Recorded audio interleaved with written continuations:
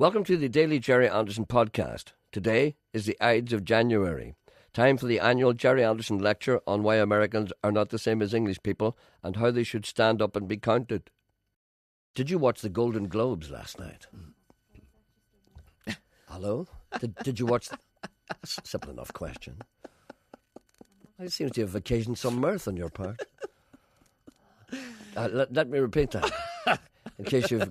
could you put the stopper on the nitrous oxide in there, please? The laughing gas. Did you watch the Golden Globes last night? What do you think? I take it from your sneering laugh that the answer is no. No, but do you not realise what's going on? There's something very interesting going on, which you're not aware of because you're too busy sniggering in the corner. Yeah. What you're realising is it's time Americans stood up and were nasty to English people who are slagging them. It's time it was stopped. Ricky Gervais, how unfunny is he? Ricky Gervais stood up last night in front of the Golden Globes audience and treated them all like dirt. He really, really did. You see, Americans are very strange like that. They have never experienced this before. Last year, he went up and he insulted them very badly. He just didn't insult them last night. He just was cheeky to them, and he wasn't funny. But the thing about that is, it's most interesting. See, English people are different from Americans. See, Americans secretly admire English people, and the reason why they secretly admire them... Who would you run that past me again? Americans secretly? They look up to English people because they think that they're smarter than they are, right? And it's not true. But the one thing that is true is that English people are more educated than Americans, because the Americans are generally very badly educated because there's no money put into education, and only the rich get a good education if they really want one. If you have a standard education in America, you'll end up stupid, ended up in the army, gone out in Iraq or something like that. But if you have a standard education in England and you're bright, you will benefit from it. But very few Americans benefit from their education. So they don't have a rounded education. So whenever they meet someone who knows and can express themselves and is confident, they feel a little bit intimidated. And when they hear a kind of a swanky accent, like an English accent, they feel as if the English people are smarter than they are. But they're not smarter. They're just educated. Now, English people, they sense this, so they give Americans a hard time. And the thing about Americans is that Americans are nicer people generally. Speaking generally, they are nicer people than English people. They're far more polite and they're far more considerate than English people. So you get people who are considerate and nice, who don't feel as if they're terribly educated, and they meet people who are educated who aren't nice, namely Ricky Gervais and Russell Brand. Of course, Russell Brand, I don't mind Russell Brand because Russell Brand isn't as bad as Ricky Gervais. At least Russell Brand is funny. Ricky Gervais is not funny. And I'm finished now. Part 2 of the Anderson lecture will be after the news at 11. Coilus Interruptus has decided to study the human condition and has promised to attend social anthropology lectures. The presenter is alarmed that Interruptus will bring to these dreaming spires the attitude of a corner boy and hoodie. How can you consider yourself to be an apprentice anthropologist if you express no interest in the behaviour of people? I didn't realise I had to watch it.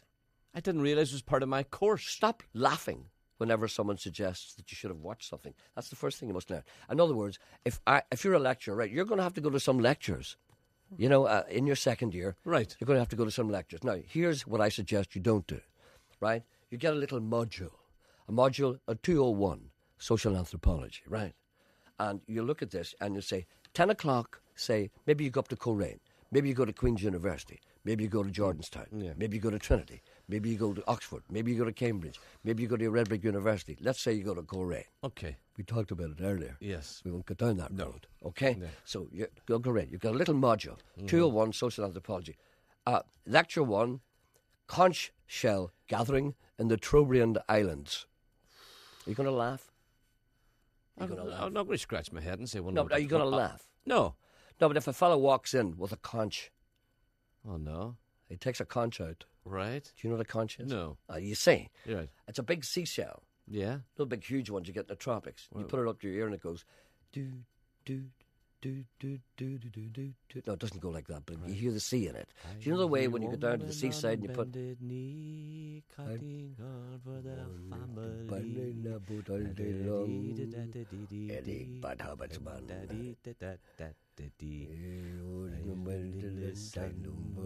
Anyway, that's the conch shell. See, the Trobriand Islanders had no money, so to speak of, no coinage, or nor did they use pearls or precious metals. Can you blow into them? You can, but they didn't. What they used them as currency, so they exchanged them. Right. So the lecturer's conch shell exchange in the Trobriand Islanders. But see, if I give that to you and I said, listen, you're going to that lecture today, would you laugh the same way as you laughed when I talked about the Golden Globes? But I know I don't want to see people pretending to be surprised, like Meryl Streep and people like I go, whoa, me, am I nominated? Oh, jeepers. Are you a student of human behaviour? Are you a student of human behaviour? But do you not think I'm advanced? No, I think. Do you not think that I say I cannot take crap. I can't take that falseness. See all this, saying how wonderful you are and hello, darling. Oh, marvelous, and you're great. I can't take that. But you're going to have to learn to take it because that's essential human behaviour. People hugging you. Yeah, I love people hugging me. No, I don't like that. But I don't like to go too far the first time. No. The presenter seems impatient to be honoured by a tap on the shoulder with the royal sabre. How else can we explain his constant references to the award system? Interruptus, of course, knowing that he'll never be offered one, intends to refuse when offered. Catch-22 in its purest form. If in the New Year's honours list, if you were offered an OBE, would you take it? Whenever that happens, I'll make a decision. Ask me. Go on. If in the New Year's honours list you're offered an OBE, will you take it? Yes. Well, that's okay. Do you know why? Never look a gift horse in the mouth. Right. Well, if somebody says to you, would you like something nice, always say yes. Always say yes. And that's the way I lived my life. And if you're nominated for an award and the fella says, I think you're really good, take this award, you're not going to say, I don't want your award. I wouldn't take awards. it. I wouldn't take it. You were never offered one. I wouldn't take it. You were never offered one. You were never offered one. That's true. I know, but you see, that's why you said but you wouldn't. But I couldn't go along to that ceremony. I've accepted all my awards with grace. I couldn't go along and people, oh, you're great, you're a great boy. No, the point. You're just doing your job. I understand what you're saying. I understand what you're saying, and there is an element of that. But the thing that annoys me is that I don't mind being offensive as long as I'm funny. There's nothing wrong with being offensive. Yes. It's wrong if you're offensive and not funny. Mm-hmm. But if you think you're funny, but you're not, you're just offensive. The presenter has been secretly listening to the show that Interruptus does on his own in the afternoon on Radio Foyle. It is horrendous. He listens to gauge how low Interruptus will stoop to ingratiate himself with a helpless audience. The presenter is shocked by what he hears.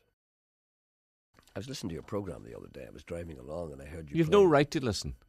And I sometimes don't you dare listen quietly. I hit you. I hit you know that because I know rightly you're sitting laughing. I am. Yes. Yeah. So what did you hear? Come on.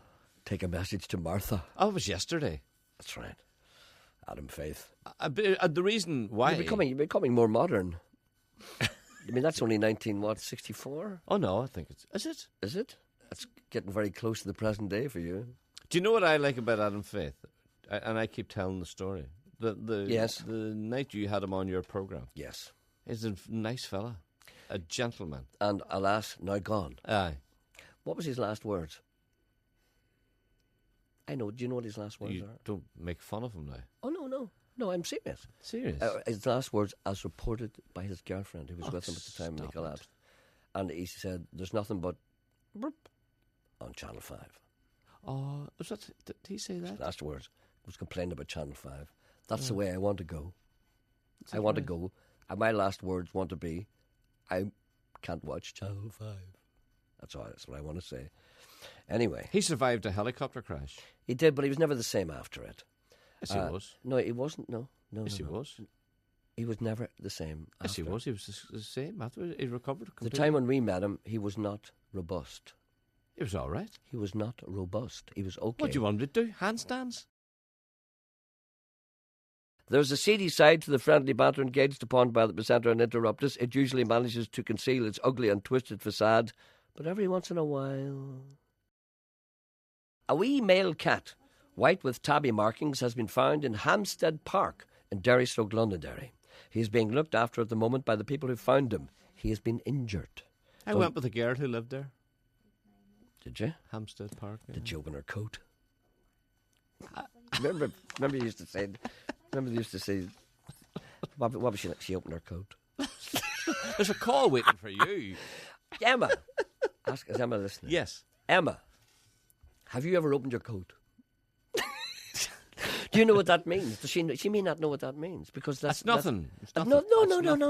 No, it's not rude. It's what does it mean? She means no. It's an innocent. It's an innocent act. It's innocent. It's an innocent act. What it is? What it is? Whenever you used to go with a girl before there were apartments and houses and cars and stuff like that, back lanes, and and huts with keys and things like that. Yeah. Whenever you walked home with a girl and you went up a kind of a back lane, that kind of thing, and you'd find a doorway.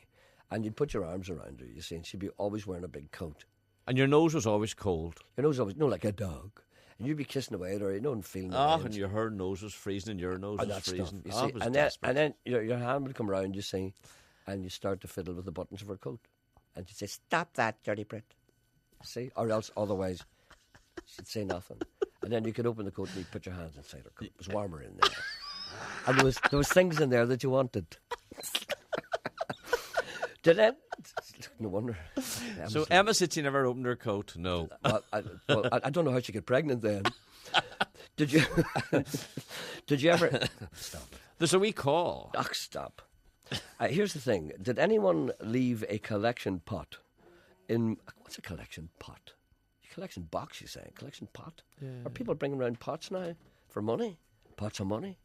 A man phoned in with a joke to me the other day in the wee show. God, tell it. And Janet didn't get it. God, tell it, Roy. Janet didn't get it. Get Roy Walker to tell it. Right. He says, what did I remember the joke now? Time enough. I know hurry. Fella goes into the doctor's. He says, "Doctor, I don't know what's wrong with me." And the doctor says, "Take these tablets. I don't know what they're for." Isn't that good? Isn't it? Thank you for listening. Goodbye forever.